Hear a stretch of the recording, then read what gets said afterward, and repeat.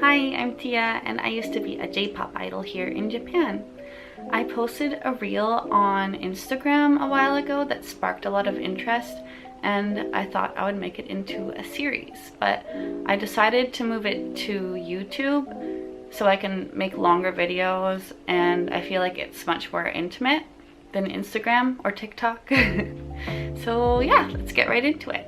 Some of the information I'm gonna talk about is like the same information I said on my previous video, so bear with me. So I was the only foreigner in an idol group of over 20 members. We were on TV, we released multiple singles and music videos, we did like live performances, pretty much like daily. Yeah, we did them all the time, and also big concert halls. We had like radio shows, we had like a regular variety show in Nagoya, I think. So I know there are like a lot of foreigners right now that dream of being an idol in Japan. So I hope by sharing these experiences I can help and reach some of those people. I also want to explain why I ended up quitting, because it really affected my mental health like permanently, and I'm still recovering from that. So yeah, it was really complicated. There was like a lot of speculation about why I quit, so I'd like to clear that up. First, I'll give you like a brief explanation on my history of how I got here. So I started studying Japanese when I got into anime when I was like 10, 11 years old. And then from there, I became interested in other aspects of like Japan and Japanese pop culture, like Japanese dramas, J-pop, variety shows. Like I love comedians, Japanese comedy. I had been pretty familiarized with the Japanese entertainment industry from a very young age. When I was in college, I majored in Asian studies, and I started a blog on Ameburo. It's a Japanese blog site, and I would post like pictures of myself. And like I would write in Japanese. I would write all my blogs in Japanese. It was like really good for practicing my Japanese. And one day I got a message from a talent agency in Japan, and they asked if I had any plans on coming to Japan in the near future, and I actually did. I was already planning on doing a working holiday there that summer, so I told them that. So we made plans to meet. First, I spent a month in Osaka, and then in, I think that August, I moved to Tokyo. And I remember that I had like sent in portfolios to a few modeling agencies in Tokyo while I was still in Canada, in hopes of being a model, but I didn't get any responses back, and I realized that I'm not the modeling type, and I would rather pursue a career in being a talento, because that's what I was really interested in anyways. I really loved, I always loved Becky growing up. I always loved the variety shows. So yeah, I thought I would go that way instead. And so at the time, I had been studying Japanese for about 7 or 8 years, I guess, like in Japanese school and in college. So, but at the time I wasn't like confident enough to go meet the agency by myself. So I took a friend with me, and we met up at their office, and they explained everything to me, and I signed the contract right there. I can't remember if I took a few days to think about it, but I might have signed the contract right there. Yeah, so that's when I started doing gurabia modeling. For those of you who don't know, gurabia is kind of like sexy modeling, like, I don't know, like bikini modeling, and it's mostly for men. Your audience is all male, mostly. At first I hesitated when they asked me about it, or basically they told me, but they were really persuasive. They were like, yeah, a lot of talento and actresses start out by doing gurabiya. Like, you know, do you know Ayase Haruka? She started with gurabiya and now she's like a huge actress. And yeah, so I agreed to do it. I just thought, okay, this is the culture, is the way to go. I started doing photo sessions at this place called Fureshu, and basically it's like a photo studio, and then the men pay to come and take pictures of you in like swimsuits and in your own clothes too. To be honest, the pay wasn't that bad. I think it was pretty good. I can't remember how much it was. And then you get a free meal too.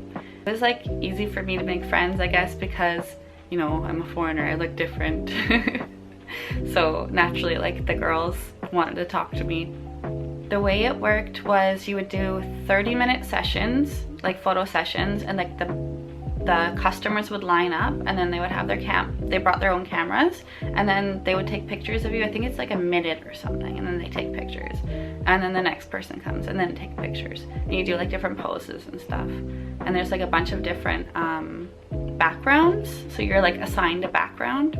So you do 30-minute sessions, and then you get a 30-minute break, and then you do that like over and over for 4 hours, I think. I can't remember how much I got. I think it was like ichiman, like 10,000 yen plus tips. You get tips if the customers want to take like cheki, like instant photos with you after. And you get like presents sometimes from the fans or whatever. I don't know, I got a lot of lush. I did it for a few months until I started noticing some really young girls come in, like really young. One day I overheard a new girl saying that she was 13 years old. 13. And she was in this super skimpy bikini that barely covered anything.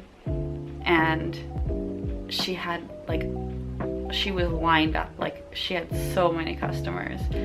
And overhearing like their conversations, what they were saying to her was sickening to me. I thought about it, and the fact that she was there meant that her parents had given her permission. They had signed a form to let her do this.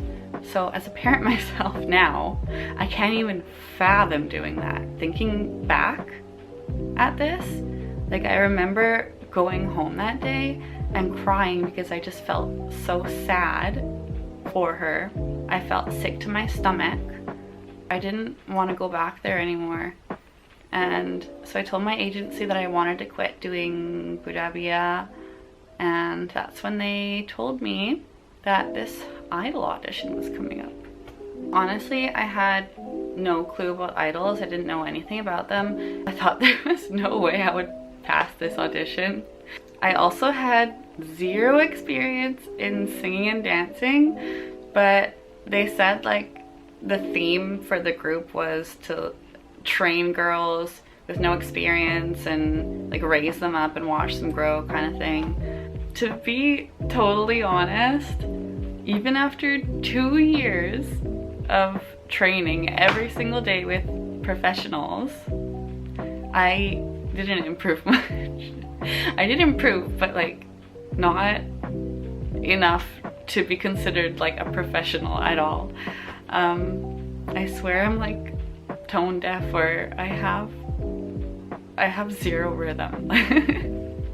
So I would practice every single day. I practiced dance every single day. Then I would go home and then I would practice more. And I still couldn't. I still was not very good. It actually got to a point where I was afraid to dance in front of my team members because they would like not make me feel very good about it. But that's a story for another video. By the way, I'm not gonna say the name of my group in this video or the agency because I don't want like legal problems, but I'm sure like you can look it up if you want to. By the way, they've completely wiped all of our music videos off the internet, so good luck finding that. But honestly, this agency really seemed so legit. Our producer had previously worked with Exile and other big artists. He had produced their music, and there was a few other groups in the agency, like only a few others, but they were also like, one of them was like a huge like legend in the entertainment industry, and the other one was like a K-pop group that I used to listen to when I was in high school. First, there was an interview. I interviewed together with another girl, and after the interview they took pictures of us in the office, and I remember in the interview talking about like my part-time job. I was working at an Alice in Wonderland restaurant at the time. So the girls who passed the interview, including me, we went on to participate in an online voting poll, and the girls with the most votes got to go on to the final audition. I think for the final audition there was about 35 to 40 girls there, and we were put into this small room to wait our turn. Thankfully the girl that I had auditioned with was there with me, so I wasn't lonely. They had filmed it kind of like a TV show, like they had cameras everywhere and like a big stage and everything, and they did like backstage interviews, which I have never seen the footage from that before. I have no idea where that went or what they were planning on using that for. At the audition, they told us that we had to either dance or sing. So we had to prepare that. And for singing, we had to sing one chorus. So when they said one chorus, I thought it was literally like the chorus of a song. So that's all I practiced. But little did I know they meant the first verse and the chorus. So like the beginning of the song to the chorus. And I look like a complete nut job. I also remember that I had asked them to start the music over again because I was so nervous.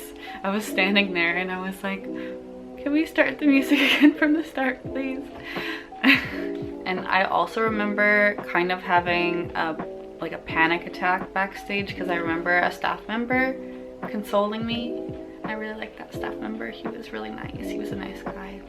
So for the final results, they announced us in teams, kind of like AKB48, and I was so sure I wasn't gonna make it.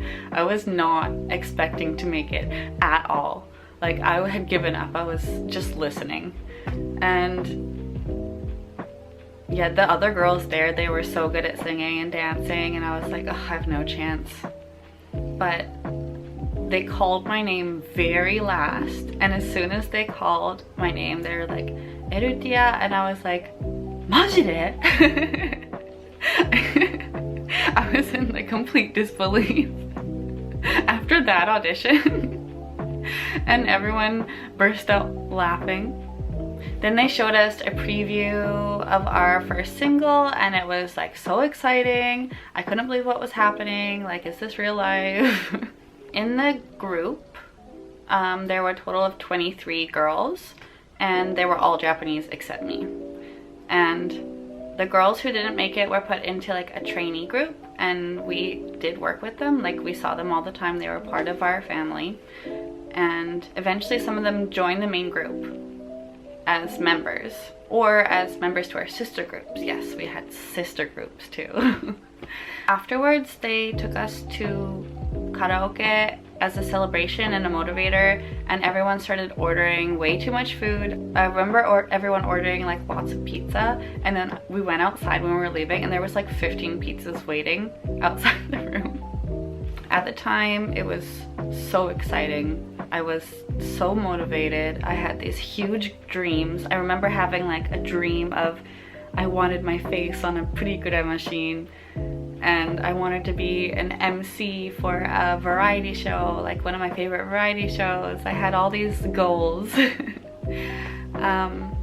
Yeah, at the time I was living in a share house, and I was working at the Alice in Wonderland cafe in Ginza. It's not there anymore, by the way. My roommates and my coworkers were very supportive. They were like my family. They were so happy for me, but unfortunately one of the rules of the group was that we weren't allowed working outside of our idol activities. We weren't allowed to have part-time jobs, which was horrible because the salary they gave us was not even enough to pay my rent. So yeah, that is one of the hard things about when you're in a contract like that. Yeah, big mistake. So anyways, that is my origin story of how I became an idol. Please like and comment if you'd like to hear more about my idol life and my journey here in Japan. And yeah, thanks for watching. Mata ne!